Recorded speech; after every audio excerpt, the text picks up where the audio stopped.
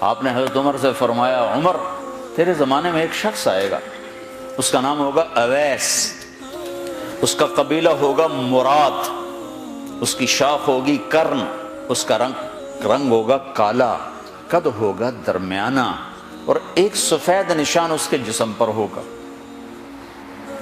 جب وہ آئے تو تم اس سے دعا کرانا، علی تو بھی کرانا، عمر تو بھی کرانا، اور میں قسم کھا کے کہتا ہوں کہ اویس جیسوں سے دنیا بھر جائے تو عمر و علی کے ایک بدن کے بال کے برابر نہیں، لیکن اس کے ذریعے سے ایک پیغام آگے پہنچانا تھا۔ تو حضرت عمر اور حضرت علی حیران ہو کر دیکھنے لگے کہ ہمیں کہا جا رہا ہے کہ اویس سے دعا کروائیں، وہ ہم صحابی وہ تابعی۔ تو آپ نے فرمایا اس نے ماں کی ایسی خدمت کی ہے، جب وہ ہاتھ اٹھاتا ہے تو اللہ ہاتھ واپس خالی موڑتا ہی نہیں۔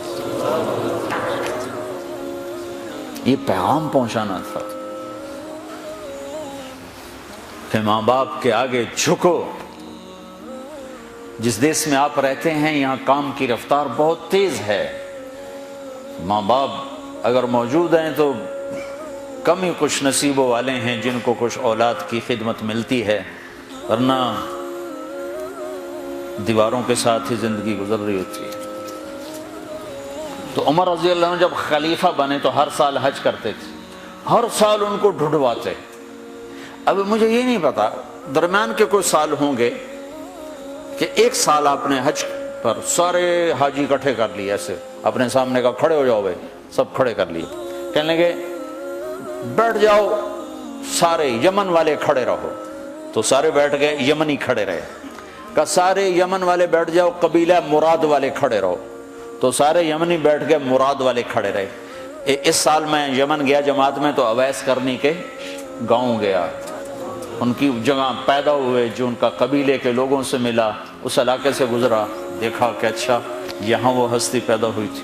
خشک پہاڑ ہیں، بالکل خشک پہاڑ۔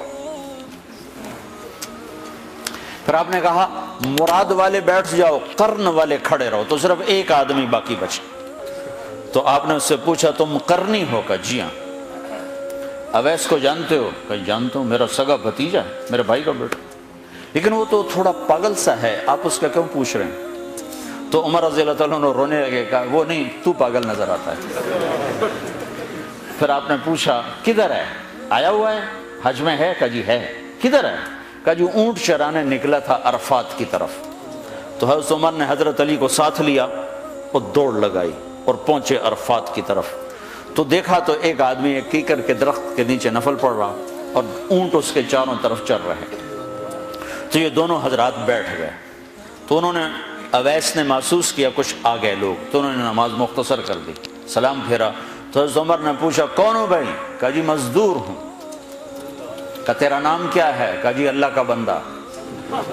کہا بھائی ہم سارے کے بندے ہیں، میں پوچھ رہا ہوں جو نام تیری ماں نے تیرا رکھا وہ کیا ہے؟ تو وہ تو پہچانتا نہیں تھا کہ عمر کون ہے، علی کون ہے، وہ تو پہلی دفعہ حج پہ تھا۔ وہ کہنے لگا تم کون ہو میرا انٹرویو کرنے والے؟ انٹرویو تو میں اپنی طرف سے کہہ رہا ہوں۔ میں کہا تم کون ہو میرا پوچھنے والے؟ تو حضرت علی بولے یہ امیر المومنین ہیں عمر بن خطاب، اور میں ہوں علی بن ابی طالب۔ پھر وہ ایسے ایک دم گھبرائے، دونوں کو سلام کیا، میں معذرت چاہتا ہوں میں نے پہچانا نہیں۔ تو عمر رضی اللہ عنہ نے فرمایا ہاتھ اٹھا، ہاتھ اٹھا۔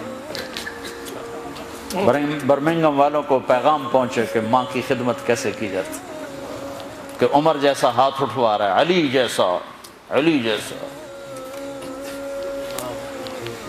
تو وہ کہنے لگے میں آپ کے لیے کیسے ہاتھ اٹھاؤں، میری اوقات ہے کہ میں آپ کے لیے دعا کروں؟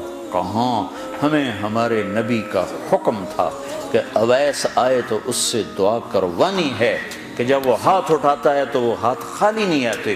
کس وجہ سے؟ تہجد، جہاد، تبلیغ، ذکر، تلاوت، تسبیح، حج، عمرے، نمازیں، روزے، ذکر، تلاوت۔ کس وجہ سے؟ نہیں، ان میں سے ایک وجہ بھی نہیں، ماں کی خدمت کی وجہ سے۔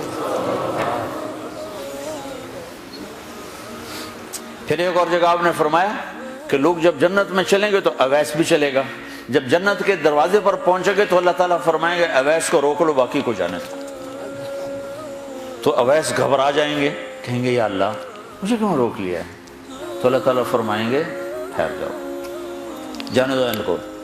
ہاں بھائی، اب یہ سامنے جہنم کے لوگ کھڑے ہوئے ہیں، تو شفاعت کر، تیری تو فعل لاکھوں انسانوں کو جنت میں ڈالو، تجھے اس لیے روکا ہے کہ تو شفاعت کر، جدھر تیری انگلی اٹھتی جائے گی ان کے لیے جنت لکھتی چلی جائے گی، ان کے لیے جنت لکھتا چلا جاؤں گا، جدھر جدھر تو انگلی اٹھائے۔